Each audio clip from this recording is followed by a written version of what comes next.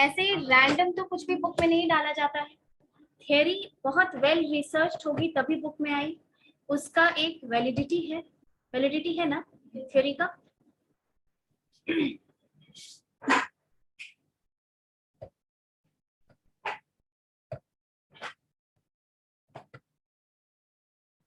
तो ये सब कुछ समझ में आएगा। अभी भी आपकी क्लास में आप ये बताइए कि इवन नाउ आपकी क्लास में ऐसा होता है कि नहीं कि कॉन्फ्लिक्टिंग वैसे है ना तो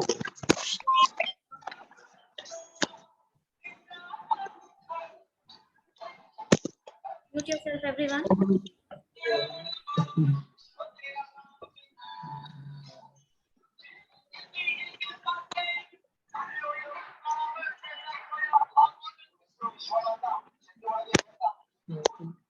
Please mute yourself, everyone.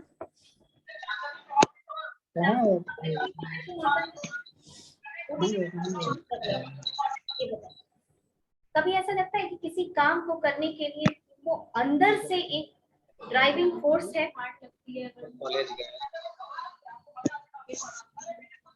नहीं, हार्ड लगती है, दैट इज नॉट मोटिवेशन। तब आपको सेटिस्फैक्शन होगा कि हम कुछ सच में अचीव किए। जैसे कोई कॉस्ट का क्वेश्चन बनाओ, अकाउंटेंसी, जनरली ये टफ लगता है स्टूडेंट्स को, राइट? कई बार क्या होता है कि भी ये चीज समझ में नहीं आता, सबको लगता है टफ। जब क्लास में भी ये समझ में नहीं आती और आप वन फाइन डे एक संडे को आप डिसाइड करते हैं कि आज हम बैठेंगे और आज हम इसका कॉन्सेप्ट बुक से, यूट्यूब से, जिस भी तरीके से समझना होगा, तो I will try to understand this concept. उस क्वेश्चन को, जैसे long run short run curve पढ़े हो तुम लोग? yes, पढ़े हो ना? वो भी टफ, मैनेजरियल इकोनॉमिक्स में वो काफी टफ होता है समझने में। वो जो ग्राफ है, ग्राफ पे आप जब समझते हैं सारी चीजें आपको टफ लगती है। क्लास में हो सकता है एक क्लास में समझ में ना आए, one fine day on Sunday you will sit कि नहीं आज हम इसको कंप्लीट कर लेंगे, आज हम इसको समझ लेंगे। वो जब समझते हो तो वो सेटिस्फैक्शन होता है, एक सेंस ऑफ अचीवमेंट आता है कि नहीं आज एक टफ चीज किया, वो अलग है। मोटिवेशन का क्या मतलब होता है? मोटिवेशन का मतलब होता है एक driving force which will keep you going. Motivation word is derived from motive. Motive का मतलब active form of desire. जैसे तुम कोई एग्जाम निकालने के लिए सोचते हो, ठीक है, there is a goal in your mind. एक टफ सा एग्जाम है या कोई भी एग्जाम है, कॉम्पिटिटिव एग्जाम है, हम ग्रेजुएशन के लिए अपना पढ़ रहे हैं, यहाँ पे कोर्स कर रहे हैं और साइड वाइज हम तैयारी भी कर रहे हैं, ओके? और तुमको ये लगता है कि नहीं, पहले ही अटेम्प्ट में बिना ड्रॉप किए I will try to crack that exam. जब तुमने ये सोच लिया फिर then there is a driving force in you. आप नॉर्मली सुबह उठेंगे नहीं, 4 बजे अगर कहीं सुबह जाना हो तो आप, अगर आप सुबह पढ़ना हो तो आपकी नींद नहीं खुलेगी। लेकिन 4 बजे कहीं की ट्रेन या फ्लाइट कैच करनी हो घूमने जाने के लिए तो आप उठ जाएंगे, तो आपको तकलीफ नहीं होगी। क्यों? क्योंकि उस काम के लिए आप बहुत मोटिवेटेड हैं, आप इंटरनली मोटिवेटेड हैं। This is known as motivation, the internal driving force that keeps you going, जिसमें कि तुम अपना 100%, तुम इतना मोटिवेटेड हो कि तुम 100% खुद ही अपना देते हो, that is known as motivation. अब ये मोटिवेशन कहाँ से निकल के आती है, कैसे मोटिवेट होते हो, ये बताओ। किन चीजों से हम मोटिवेट होते हैं? ऐसा एक मोटिवेशन है ना? पैसा कमाना है तो मेहनत करनी है, पैसा भी एक मोटिवेशन है। उस तरीके से ये तो मोटिवेशन है, ठीक है। बहुत लोगों को तुमने सुना होगा कि एमएनसी आईआईटीएंस वगैरह, ये आईआईटीएंस उनको तो हाथों हाथ देते हैं कंपनी, ठीक है, 40-50 लाख तक की सैलरी उनका सीटीसी रहता है, फॉरेन में असाइनमेंट मिलता है। बट क्या हो जाता है कि 2 साल 3 साल नौकरी करने के बाद they leave their jobs and they start preparing for UPSC exams. क्या होता है? वो तो डीएम बन भी जाएंगे तो सैलरी कितनी, 1 लाख होती है डीएम की सैलरी, है ना? उससे ज्यादा नहीं होता है। गवर्नमेंट जॉब में बहुत पैसा तो नहीं होता है एकदम। 50 लाख की सैलरी छोड़ के कोई 1 लाख की सैलरी पे क्यों आए? सोच के बताओ। बोले करना पसंद है। क्या काम? हार्ड वर्क काम हो सकता है वो satisfied हो जाए। काम करने में सेटिस्फेक्शन को लगता हो कि वो वाला काम ज्यादातर लोगों को ये फील होता है जो उतने पैकेज को छोड़ के आते हैं। तुम काम करोगे एमएनसीज में, देखो पैसा तो बहुत है, प्राइवेट नौकरी में पैसा बहुत होता है, ठीक है, लेकिन द सेम थिंग कि तुम ऑफिस वर्क कर रहे हो, द सेम रूटीन, मैनेजर तुमको कभी भी कुछ भी बोल सकता है। The other thing is you do not have the capacity to bring about the life change in someone's life, है ना? तो काफी साल काम करने के बाद तुमको ये फील होने लगता है कि मेरा वैल्यू एडिशन क्या है मेरी लाइफ के। लाइक हम पैसा तो कमा रहे हैं, ठीक है, पर क्या है, am I able to bring about change in someone's life? क्या कुछ कर पा रहे हैं हम समाज के लिए या अपने लिए? मेरा वर्थ क्या है? अब जिनका पैसा मोटिवेशन है वो तो उसी में हाई जाएंगे, है ना, लेकिन जिनको वर्क सेटिस्फैक्शन नहीं मिला, उनका नीड पैसा नहीं है, उनका नीड है एक सेंस ऑफ अचीवमेंट, ठीक है, कि I am able to bring about change in someone's life. ये चेंज वो फिर एग्जाम देते हैं, कितना पैकेज छोड़ते हैं। तो आपको ये समझ में आना चाहिए कि पैसा सिर्फ ओनली मोटिवेशन नहीं होता है लाइफ में, ठीक है। जितनी मोटिवेशन की थियरीज है वो सारी मोटिवेशन की थियरीज किससे बनी है? नीड से, क्योंकि तुम्हारी मेरी इसकी सबकी नीड अलग अलग है, और हम अलग लोग मिलके एक ऑर्गेनाइजेशन में काम कर रहे हैं, तो सबको एक ही तरीके से तो मोटिवेट नहीं किया जा सकता है। हो सकता है कि इसको पैसा नहीं चाहिए, इसको रिकग्निशन चाहिए कि मुझे रिस्पेक्ट मिले, मेरा पोजीशन हाई हो, I should have a positive image in the organisation, और उसको ये रहे कि अरे इमेज लेके क्या करेंगे, पैसा होना चाहिए। तो हम इसके लिए सेम मोटिवेशन टेक्निक्स नहीं यूज कर सकते हैं जो उसके लिए है, यूज करेंगे एज अ मैनेजर। इसीलिए मैनेजर के लिए, जो ऑर्गेनाइजेशन में मैनेजर होता है, उसके लिए ये जानना कि अलग लोगों की मोटिवेशनल नीड्स अलग अलग होती है, और आपको उनके अंदर से, क्योंकि अगर तुम उसका नीड सेटिस्फाई करोगे तभी वो अपना 100% देगा, उसकी नीड्स फुलफिल करोगे तभी तो वो, उसकी भी नीड फुलफिल हो रही है तो वो 100% अपना एफिशिएंसी लगाएगा, और सब 100% लगाएंगे तो ओवरऑल ऑर्गेनाइजेशन की एफिशिएंसी बढ़ेगी ना। इसीलिए इंडिविजुअल नीड्स अलग होती है, इसीलिए मोटिवेशन की थ्योरीज का एप्लीकेबिलिटी मैनेजर को जानना बहुत जरूरी होता है, ठीक है। अब तुम लोग क्लास में हो तो एक बार जल्दी जल्दी से रिवाइज कर लेते हैं, ठीक है, जल्दी जल्दी बताना। जो 2 थ्योरी बताई, तो 3 थ्योरी तो और तुम लोगों को बस बताएंगे इसमें, जो मेन थ्योरी है ये क्या था बताओ, कौन सी थ्योरी थी?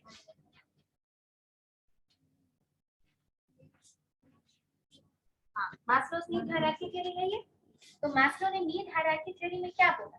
मास्लो ने नीड हायरार्की थ्योरी में ये बोला, देखो मास्लो ने नीड हायरार्की थ्योरी में ये बोला कि ये सबसे पायनियर थ्योरी है मोटिवेशन में, this is the most Pioneer theory in the history of motivation. बाकी सारी थ्योरीज को आप इसका एक डेरिवेटिव बोल सकते हैं या मॉडिफिकेशन हुआ, ठीक है। अब्राहम मास्लो की नीड हायरार्की थ्योरी में क्या बोला गया कि लोगों की नीड होती है अलग अलग, और अलग अलग टाइप की नीड होती है जिसको कि लोग परसीव करते हैं, but he said that the needs are there in hierarchy. Hierarchy माने नीचे से ऊपर, ठीक है, सीक्वेंस वाइज।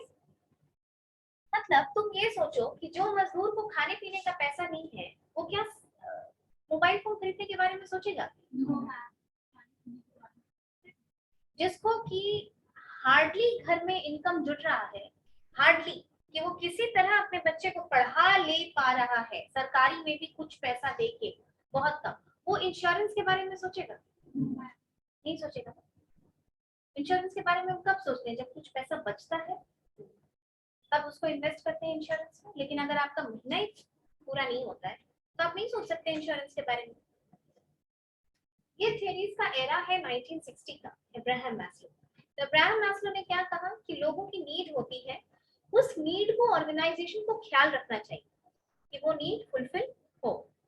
ठीक है, क्या क्या नीड बताया उसने? सबसे नीचे लेवल पे बताया फिजियोलॉजिकल नीड, उसके ऊपर बताया सेफ्टी एंड सिक्योरिटी नीड, उसके ऊपर बताया सोशल नीड, उसके ऊपर बताया सेल्फ एस्टीम नीड, उसके ऊपर बताया सेल्फ एक्चुअलाइजेशन नीड। ठीक है, ये थ्योरी। अब्राहम मैस्लो ने क्या बताया कि फिजियोलॉजिकल नीड का मतलब एकदम बेसिक नीड्स जो होती है, रोटी कपड़ा मकान, ठीक है, फूड शेल्टर, ये बेसिक चीजें पहले हमको ये फुलफिल करनी है ना, एकदम बेसिक चीजें, water to drink, air to breathe, the physical needs of human beings, they are counted in physiological needs. तो उन्होंने कहा कि ऑर्गेनाइजेशन को पहले मजदूरों के या लेबर्स के फिजियोलॉजिकल नीड के बारे में सोचना चाहिए।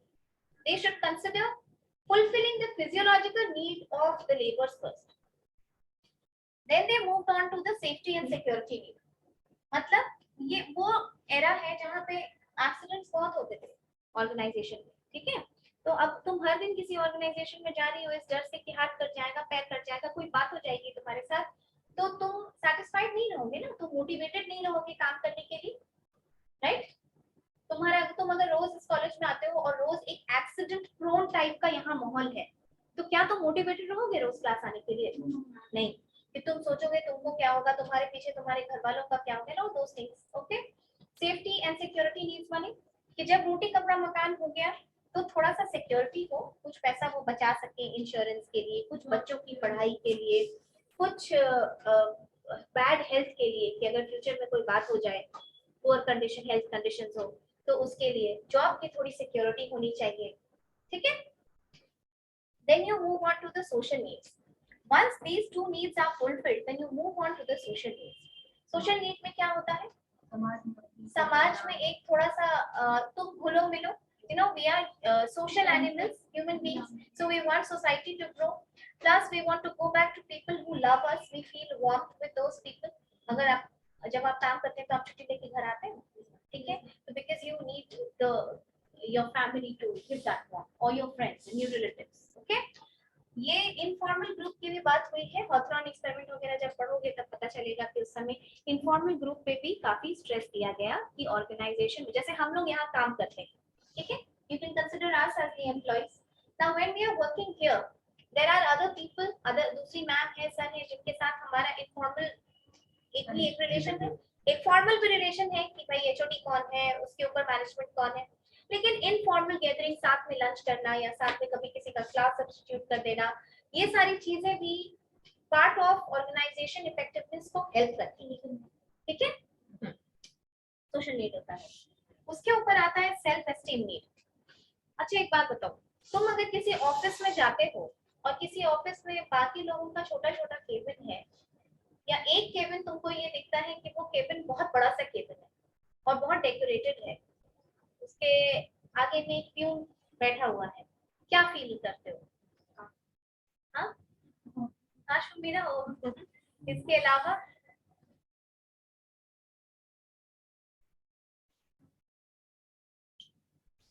तुम किसी ऑफिस में घुसे, वहां पे बाकी लोग तुमको नॉर्मल से दिख रहे हैं कि हाँ ठीक है, किसी एक आदमी के कैबिन के बाहर उसका नेम, उसका डेजिग्नेशन लिखा है, प्यून है, अंदर ऑफिस डेकोरेटेड है, सब कुछ लगा हुआ है उसके ऑफिस में, क्या लगता है, क्या सोचो, बोलो।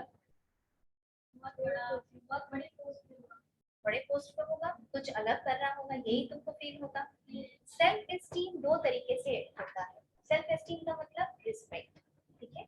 जब तुम ये चीजों को देखो, यहाँ से यहाँ हम लोग को जाने में तो 5 मिनट लगा, ठीक है, लेकिन ये एक्चुअल में 5 मिनट में नहीं जाता है, ये 10-15 साल लग जाता है यहाँ तक जाने में, क्योंकि आप फिजियोलॉजिकल नीड्स का मतलब रोटी कपड़ा मकान है, आप समझ सकते हो ना मकान बनाने में कितना टाइम लगता है, ठीक है।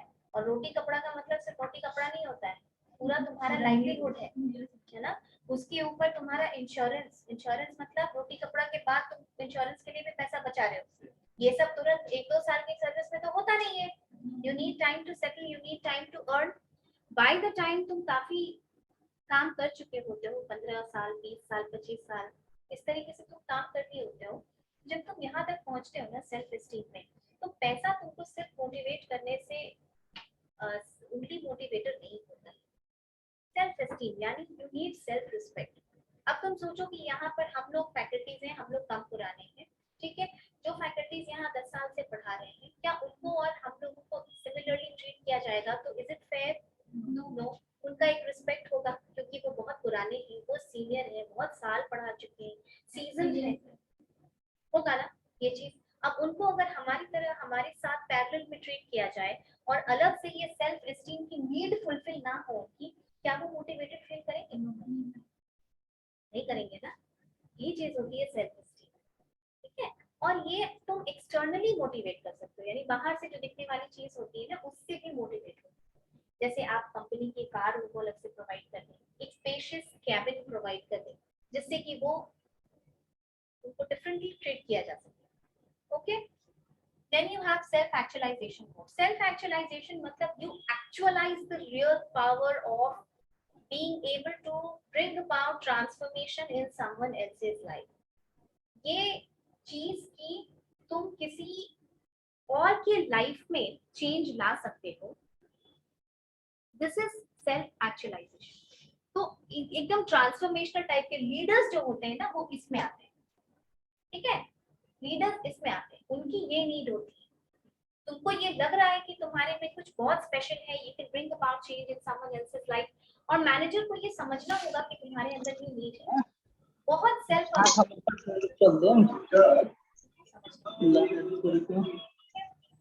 ये की नीड है।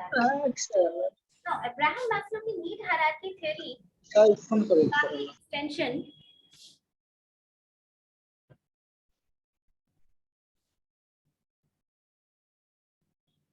इब्राहिम मैस्लो की नीड हायरार्की थ्योरी का ही एक्सटेंशन है एक और थ्योरी, जिसको हम कहते हैं ईआरजी थ्योरी, ठीक है। इब्राहिम मैस्लो ने क्या बोला? इब्राहिम मैस्लो ने ये बोला कि जब तक तुम्हारा यहाँ का नीड पूरा नहीं हो जाता है, फिजियोलॉजिकल नीड पूरा नहीं होता है, तब तक तुम इस लेवल पे नहीं बढ़ सकते हो। यही बोला ना उन्होंने, हायरार्की यानी सीक्वेंस में बढ़ता है। लेकिन ईआरजी थ्योरी जो कि ये 60 में दिया हुआ था, 1960 के आसपास, और ये 1963 में आया ये थ्योरी। लेकिन ईआरजी यानी क्लेटन एल्डरफर्ड इस थ्योरी को प्रपोज किए थे। उन्होंने ये बताया कि ये दोनों जो थ्योरी होती है, ये दोनों कंपेयर और कॉन्ट्रास्ट में पढ़ा जाता है, क्योंकि उसी थ्योरी का ये एक्सटेंशन है, ठीक है, इसी थ्योरी का ये एक्सटेंशन है। इसलिए जब आप पढ़ेंगे तो ये समझना जरूरी है, इसलिए हम इसको पढ़ाने के पहले ये बताए, थोड़ा सा रिवाइज कर दिए।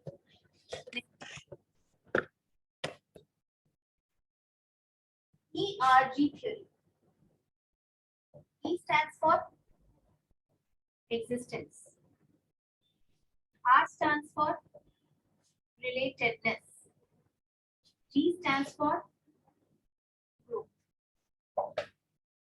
इसमें कितना हायरार्की, कितना लेवल? 5। इसमें कितना? 3। इसको, इस थ्योरी को प्रपोज करने वाले थे क्लेटन एल्डरफर्ड। इन्होंने ये प्रपोज किया कि एग्जिस्टेंस में क्या क्या आ गया, मतलब उन्होंने इतना शार्प हायरार्की नहीं दी, शार्प क्लियर कट हायरार्की नहीं की, भाई एकदम इस लेवल के को कंप्लीट करने के बाद ही तुम दूसरे लेवल पे रीच आउट कर सकते हो। एग्जिस्टेंस यानी तुम्हारे एग्जिस्ट करने के लिए जो जरूरी है, ठीक है, तुम्हारे अस्तित्व के लिए जो जरूरी है। एग्जिस्टेंस में क्या आया? फिजियोलॉजी।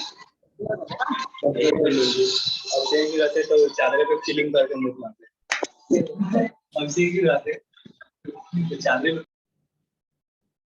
ठीक है। एग्जिस्टेंस में आया फिजियोलॉजिकल प्लस सिक्योरिटी। देखो उस लेयर को, उसको हायरार्की को देखते जाना। रिलेटेडनेस में आया सोशल प्लस एस्टीम।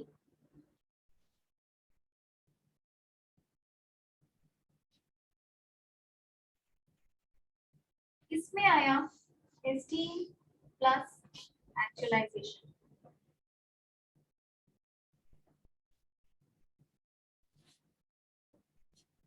कुछ समझ में आया क्या? सीक्वेंस कम सीक्वेंस कम सीक्वेंस में नहीं। देखो अब्राहम मास्लो ने क्या बोला कि जब तक तुम्हारा एक लेवल का नीड पूरा नहीं होता है तब तक तुम दूसरे नीड के बारे में सोच ही नहीं सकते, यही बोला था। लेकिन ईआरजी थ्योरी में क्लेटन एल्डर्फर ये कहते हैं कि ऐसा नहीं है। हो सकता है कि तुम एक लेवल पे हो लेकिन तुम्हारी ख्वाहिश है कि तुम दूसरे लेवल की नीड को भी फुलफिल करो। जैसे ठीक है हम पैसा कमा रहे हैं लेकिन अगर हम नीचे के लेवल पे भी हैं लेकिन एट द सेम टाइम हम ग्रोथ भी सीख कर रहे हैं, हम अपने ग्रोथ का भी प्रोस्पेक्ट देख रहे हैं ऑर्गेनाइजेशन में कि हम कैसे आगे बढ़ेंगे। अब ग्रोथ तो इसमें बहुत ऊपर है लेकिन ईआरजी में उन्होंने ये बात बोली कि ऐसा नहीं है, we could be at one level and still be thinking about fulfilling our needs of another level. Okay, इसीलिए इसमें आप देख सकते हैं कि एग्जिस्टेंस में उन्होंने सिक्योरिटी भी डाला, रिलेटेडनेस में उन्होंने एस्टीम भी डाला, ओके, और ग्रोथ में एस्टीम प्लस एक्चुअलाइजेशन भी डाला। फाइन। अब एक और चीज इस थ्योरी में डाली गई है, जब तुम्हारी नीड पूरी होती जाती है तो तुमको कैसे फील होता है? अच्छा फील होता है, you feel satisfied, satisfied feel होता है। तुमको ऐसा लगता है कि तुम प्रोग्रेस कर रहे हो। जब ऊपर जाते जाओगे तुम्हारी एक नीड पूरी हुई, फिर दूसरी, फिर तीसरी, ऐसे पूरी होती जा रही है, you will feel progressive, you will feel satisfied. लेकिन अगर नहीं पूरी होती है तो कैसा लगता है? पैसा चाह रहे हो, पैसा नहीं मिल रहा, कैसा लगेगा? मोटिवेटेड नहीं करोगे, नहीं फील करोगे।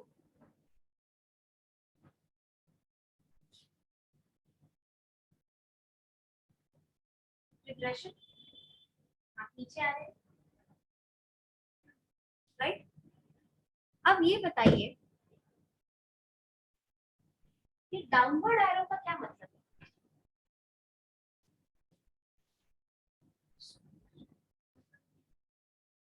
डीमोटिवेटेड हो गए, ठीक है।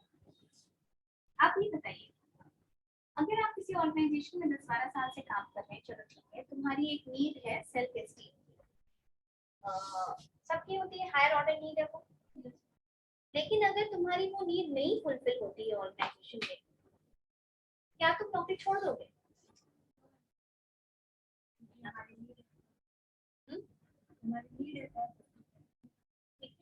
और कुछ आइडिया बाकी लोग बता?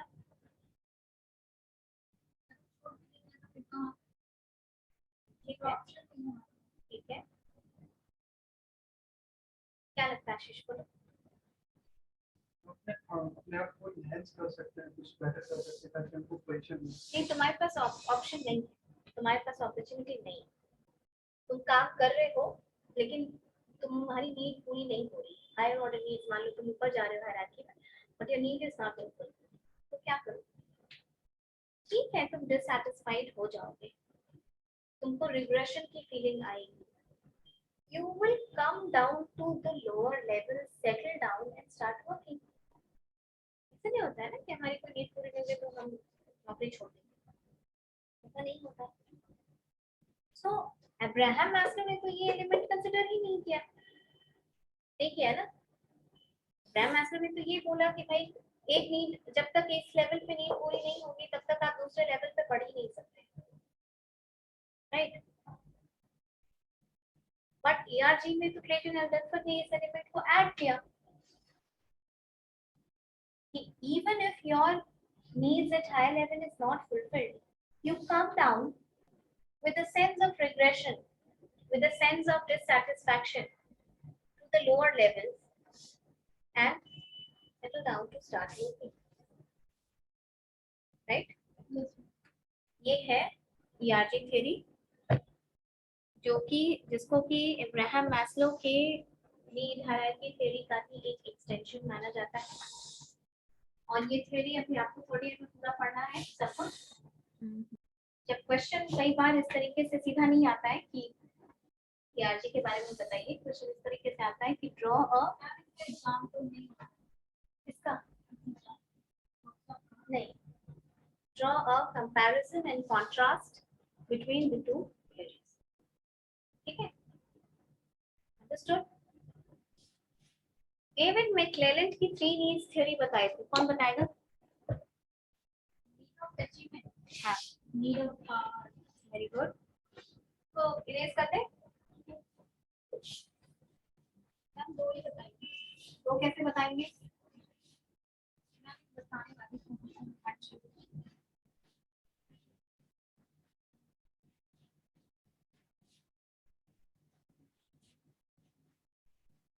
मैं अकेले काम करना चाहती हूँ, तो लोग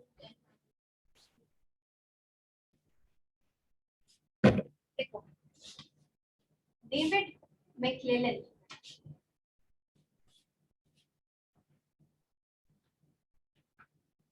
पहली थ्योरी किसकी बताया? इब्राहिम मैस्लो की नीड हायरार्की थ्योरी। दूसरी कौन सी बताए? क्लेटन एंड डेल्फर की ERG थ्योरी। तीसरा देखो, ये थ्योरी थोड़ा सा अलग है, लेकिन तुम लोगों को ये थ्योरी से रिलेट कर पाओगे।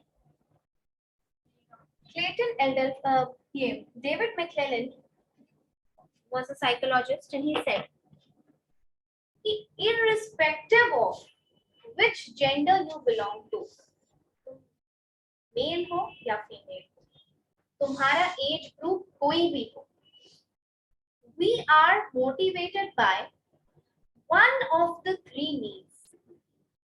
3 नीड उन्होंने बताए, उस तीनों नीड में से कोई एक नीड से हम लोग हमेशा मोटिवेटेड होते हैं, और वो जो एक नीड होती है वो इनेट नहीं है, यानी वो बाय बर्थ तुमको नहीं मिली है, तुमने वो अक्वायर किया है अपने आसपास से, अपनी अपब्रिंगिंग से, from the ethos of the place you have lived in, from the culture, from the various life experiences that you have had।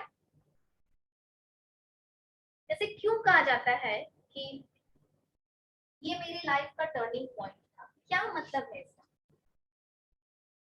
मतलब यहाँ पर मेरी बुद्धि खुली, है ना? अब टर्निंग पॉइंट मतलब खराब सिचुएशन फेस करते हैं उसके हाँ। अकॉर्डिंग हमारा थोड़ा जैसे तुम किसी अच्छे ग्रुप के साथ रहोगे, अच्छे पढ़ने लिखने वाले बच्चों के साथ रहोगे, तुम्हारे सीनियर हैं, हॉस्टल में तुम रह रहे हो, और वो कुछ अचीव करते हैं, कोई एग्जाम क्रैक करते हैं, तो तुमको भी मोटिवेशन मिलता है। जैसे ये मन करता है कि हम भी करते हैं। हम भी करते क्या? हम भी करें, करते, पाप देखने वाली बात नहीं, कि हम भी कर सकते हैं। तो तुम जाके पूछते हो भाई कि ये कैसे होता है, वो कैसे होता है, कौन सी बुक है, कौन सा एग्जाम है, होता है ना ये चीज। तो क्या ये तुम्हारे आसपास की सराउंडिंग तुमको गाइड नहीं की ना? तुम्हारी सराउंडिंग, तुम्हारा एक एक्सपीरियंस बना ना।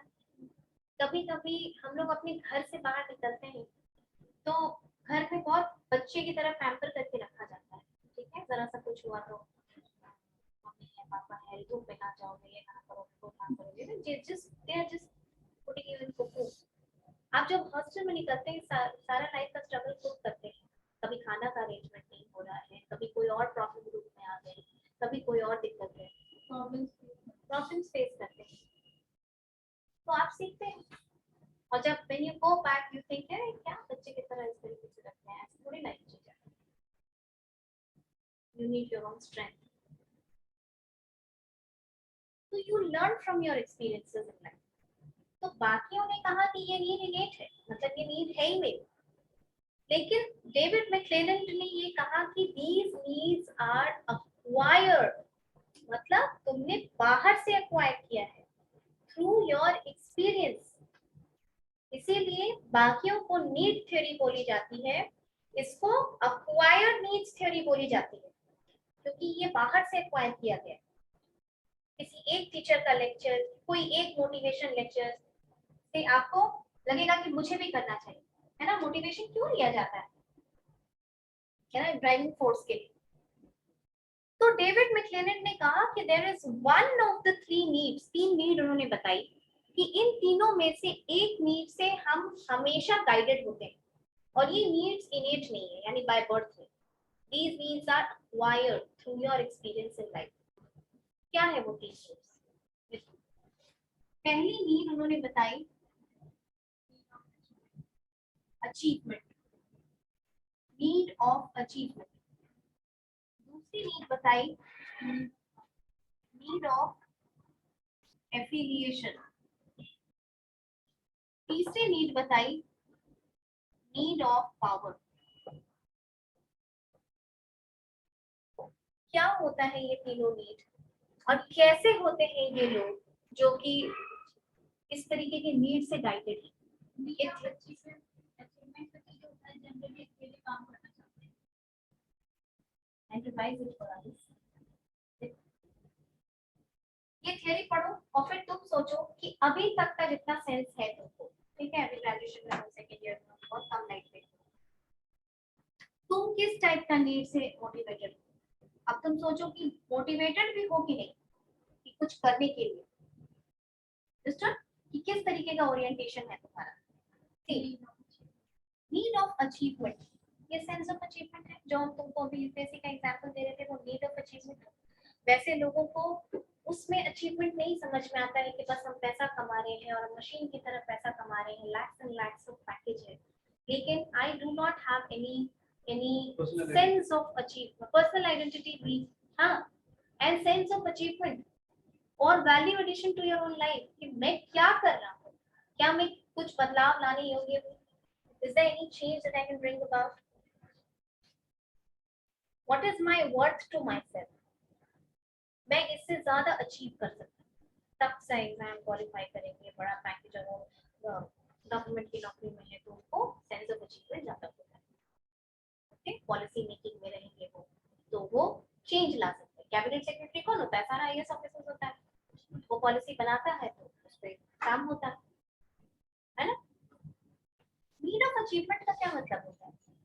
The sense of achievement, achieve करने के लिए, कुछ अचीव करने के लिए क्या होना होता है? मतलब ये होना होता है कि तुम बहुत मेहनती होगे, ठीक है। ऐसे लोग कैसे होते हैं कि काफी मेहनती होते हैं, ये बहुत हाई रिस्क चीजों को नहीं करेंगे, हाई रिस्क सिचुएशन अवॉइड करते हैं, लो रिस्क सिचुएशन अवॉइड करते हैं। मतलब हाई रिस्क सिचुएशन क्यों अवॉइड करते हैं? क्योंकि ऐसे लोगों को ऐसा लगता है कि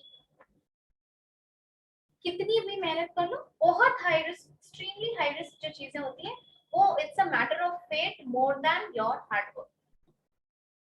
हार्ड वर्क से ज्यादा वो मैटर ऑफ फेट। और लो रिस्क सिचुएशन क्या? लो रिस्क किस में होता है? जिसमें कि तुमको आउटकम पता है। अब तुमको कोई एबीसीडी लिखने बोलेगा तो तुमको पता है ना कि एबीसीडी तो लिख ही दोगे।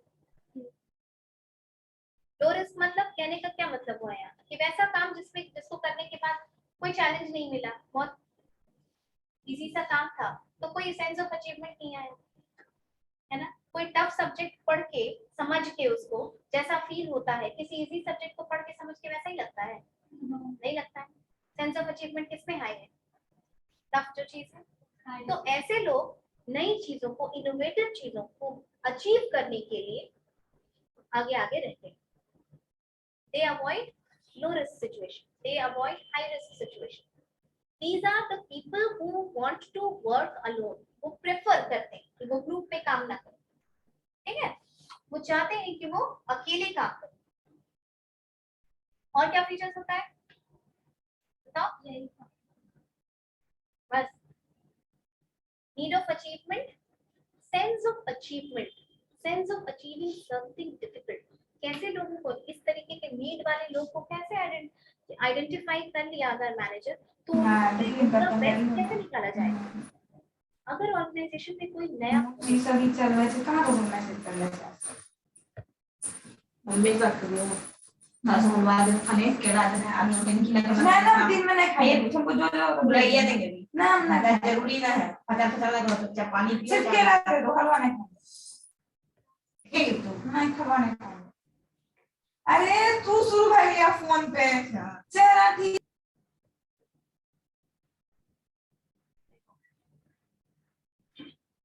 कोई ऑर्गेनाइजेशन, मान लो इंडिया में कोई प्रोजेक्ट चल रहा है, अब ये प्रोजेक्ट को नए सिरे से स्टार्ट करना है श्रीलंका में, ठीक है, नए प्रोजेक्ट नए सिरे से स्टार्ट करना है श्रीलंका में, ये आसान काम तो है नहीं कि एकदम स्क्रैच से फ्रॉम जीरो तुम उस चीज को स्टार्ट करोगे, राइट।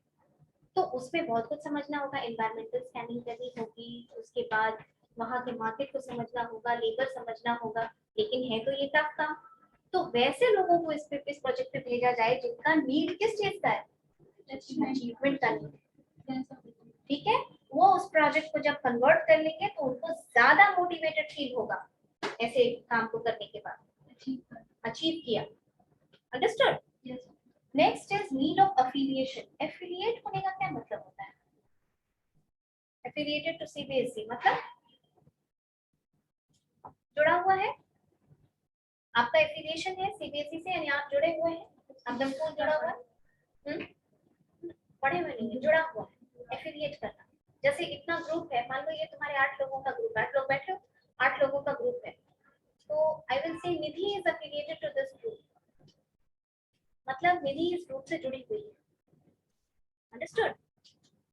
कहने का मतलब कि ये वैसे लोग होते, तुमने देखा होगा कि घर में वैसे लोग होंगे जो सब लोग बोलेगा उसी में हमें लगता है, होते हैं ना, अपना ज्यादा कुछ नहीं है और अपना ओपिनियन भी नहीं देंगे, इसलिए इस डर से नहीं देते हैं कि पूरा ग्रुप मिलकर रिजेक्ट कर देगा उनका ओपिनियन, तो चुपचाप जो जो बोला हाँ हाँ हाँ ठीक, जैसा बड़े लोग बोलते, कुछ बच्चे होंगे कि भाई हम ऐसा नहीं करेंगे, ऐसा थोड़ी होता है, और कुछ बच्चे कैसे होते हैं, हाँ जो मम्मी पापा को डिबेट करते हैं, ऐसा होता है ना कि जैसा हम हमारे घर पे तो ऐसा ही चलता है, तो हम तो चुपचाप आंख बंद करके जो मेरे घर में होता है वही हम मानते हैं, means you are affiliated to your house, ऐसे। एफिलिएशन मतलब क्या होता है? जब कोई प्रोजेक्ट अलॉट होता है टीम में, टीम को, जैसे ऑर्गेनाइजेशन जो होती है ना वो छोटी छोटी टीम में काम करती है, ठीक है, जैसे 8 लोगों का 10 लोगों का, ताकि काम आसानी से हो, सबका 1-to-1 इंटरेक्शन वगैरह हो सके। जब एफिलिएशन होता है ग्रुप में, जैसे मीटिंग चल रही होती है, ग्रुप में कुछ वो बात हुई कि भाई इसको ये काम दिया गया, उसको वो काम दिया गया, 1-2 मेंबर वैसा होता है जिसको लगता है ठीक है जो काम हमको दिया गया हम वो करेंगे, ज्यादा कुछ बोलेगा नहीं, उसके पास ज्यादा कोई क्वेश्चन नहीं रहता है, जैसे उसके बाद डिसाइड होगा जो भी ग्रुप में बोलेगा ओके ओके, जो ग्रुप एलोकेट किया हमको हम वो करेंगे।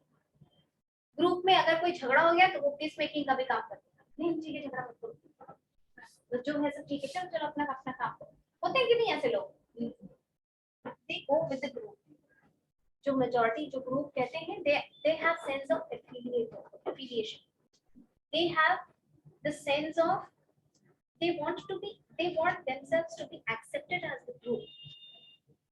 देखिए हम लोगों का भी जब फ्रेंड्स ग्रुप होता है तो एक इनफॉर्मल काइंड ऑफ लीडर बन ही जाता है, वो जो बोलेगा वो बाकी लोग मान लेंगे, होता है कि नहीं।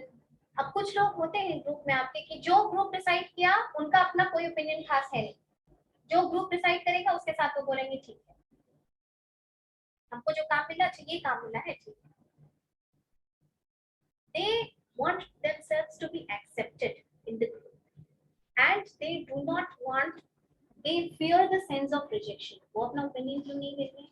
क्योंकि उनको डर लगता है कि उनके आइडिया को दरकिनार कर दिया जाएगा, साइड कर दिया जाएगा, एक्सेप्ट नहीं किया जाएगा। ऐसे लोगों को किसमें डालना चाहिए? ग्रुप में डालना चाहिए, ऐसे लोगों को भी आप उसमें डालें, ठीक है। ऐसे लोगों का भी नीड आइडेंटिफाई कीजिए कि भाई ये लोग काम करने वाले हैं, जो दे दोगे वो काम कर देगा, समझ में आई बात। ये भी एक need of affiliation. Mother Teresa इस नीड की, इसकी का मोटिवेशनल नीड ये होगा, मदर टेरेसा भी ना इस टाइप की sense of affiliation. Need of power, need of achievement, माने जो लीडर्स होते हैं जो कुछ अचीव करना चाहते हैं, राइट, वो इसमें आएंगे, उनकी नीड ये रहती है। लास्ट होता है नीड ऑफ पावर। क्या घर में वैसे लोगों को देखा है जिनको कि जो चाहते हैं कि फाइनल से उनके हाथ में हो, they should have the last word in the conversation, मतलब उनसे अगर आप बहस कीजिए तो वो चाहेंगे कि उन्हीं की बात से बात खत्म हो जाए, इसके आगे कुछ मत बोलो, होते हैं ऐसे लोग। घर का लीडर की जरूरत नहीं है। कुछ बच्चे में भी ये, अब तुमको क्या बताया ये थ्योरी पढ़ाने से पहले कि इररिस्पेक्टिव ऑफ योर एज, किस एज के वो उससे मैटर नहीं करता है। घर में, घर से शुरू करो ये समझना, क्योंकि ये तो सेम है ना भाई, तुम ही लोग कुछ कल जाके ऑर्गेनाइजेशन में ये सारी चीजें तुम्हारे ऊपर इम्प्लीमेंट होंगी।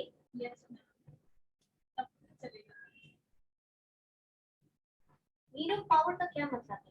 These are those people, ये ऐसे लोग हैं जिसमें नीड ऑफ पावर है, कंट्रोल कर। देखिए वो ऑर्गेनाइजेशन में घर पे भी कुछ लोग कंट्रोलिंग नेचर के होते हैं।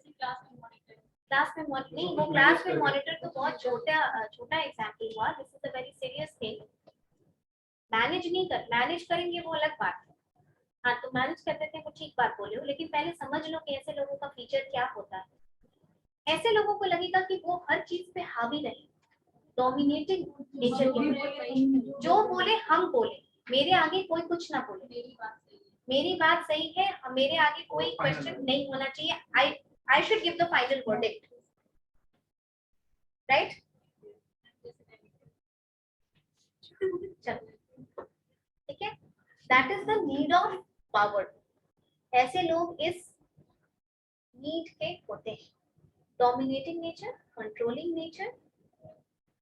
अब तुम बताओ, नीड ऑफ एफिलिएशन में जो तुमको अगर ग्रुप के साथ रहने का नीड है, तो भाई तुम तो कोलैबोरेटिव नेचर के रहोगे, कोलैबोरेशन, साथ में मिलकर काम करने वाले लोग होंगे। इस नीड के हो तो वैसे ही रहोगे ना, लेकिन इस नीड के रहोगे तो क्या, कैसे रहोगे?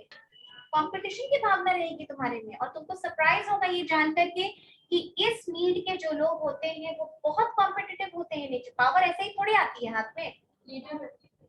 वो जो भी काम करेंगे, खुद तो बहुत कॉम्पिटिटिव नेचर के होते ही हैं, खुद तो बहुत डिसिप्लिन्ड होते ही हैं, वो दूसरों से भी वही एक्सपेक्ट करेंगे कि अगर वो टाइम से लेट नहीं है तो तुम भी टाइम से लेट मत हो। अब तुम लोग अपना एग्जांपल सोच लो, फिट हुआ? ठीक है, क्योंकि इस नीड के लोगों में क्वालिटीज भी बहुत होती है, ठीक है, तभी ऑर्गेनाइजेशन में इसको वैल्यू किया गया है, नीड ऑफ पावर। और पावर ऐसे ही नहीं आती है, you have to be very competitive, you have to be very competent. ऐसे लोग जीरो सम गेम में भरोसा रखते हैं। This is the word called zero sum game. मतलब हम जीते तुम हारे, तुम हारे हम, तुम जीते हम हारे। मतलब ग्रुप में अगर बात हो रही है, या तो तुम जीतो या तो तुम हारो, बीच का कुछ नहीं कि अच्छा चलो तुम्हारा भी नहीं मेरा भी नहीं वाला टाइप्स नहीं, नहीं ओवर कॉन्फिडेंट। ये लोगों का जब आप नेगेटिव एस्पेक्ट डिस्कस कर रहे हैं तो इसका पॉजिटिव एस्पेक्ट भी समझिए, तभी ये लोग बेहतरीन लीडर्स हो। जैसे पावर का नीड कैसा हो, जैसे साउथ कोरिया का जो लीडर है वो नीड ऑफ पावर, वो उसका मोटिवेशनल लीड क्या हुआ, ये होगा, तभी वो इस तरीके का है, लेकिन वो एफिशिएंट भी तो है, राइट? क्वालिटीज है, तभी लोग पावर का पोजीशन होल्ड कर पाते हैं। ऑर्गेनाइजेशन में भी ऐसे लोग होते हैं जिनको की पावर चाहिए होती है कि मेरे अंदर पावर है तुमको कंट्रोल करने का, तुम्हारे आर्गुमेंट को कंट्रोल करने का, तुमको इन्फ्लुएंस करने का। That is the need which motivates me. तो किसी प्रोजेक्ट में अगर लीडर का काम देना हो तो ऐसे लोगों को तो खुद भी डिसिप्लिन रहते हैं और वो अगले को भी डिसिप्लिन में एक्सपेक्ट करेंगे। होते हैं कि नहीं ऐसे लोग? ठीक है, तो this is the need, this is the acquired needs theory that we studied of David McClelland. Acquired needs इसलिए बोला गया क्योंकि ये बाहर से acquire किया जाता है। One moment, I'll take your attendance, don't log out.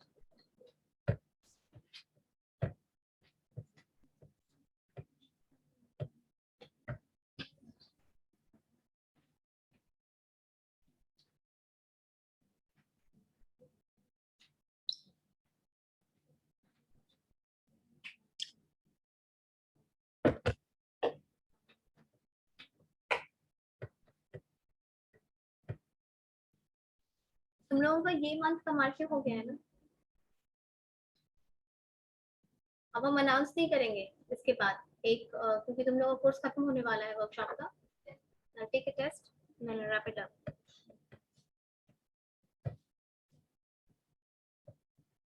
Thank you everyone. तुम लोगों का तो ये सिलेबस थर्ड ईयर में पूरा है, पूरा ही पढ़ना है थर्ड ईयर में एचआरडी, इससे ज्यादा वास्ट है। थर्ड ईयर तुम्हारे पीपीएम को हम पढ़ा रहे हैं एचआरडी, उसमें सब कुछ पढ़ना है, तो और 3-4 और थ्योरीज पढ़नी है। मोटिवेशन में वर्कशॉप था इसलिए आई मेड इट कॉन्साइज।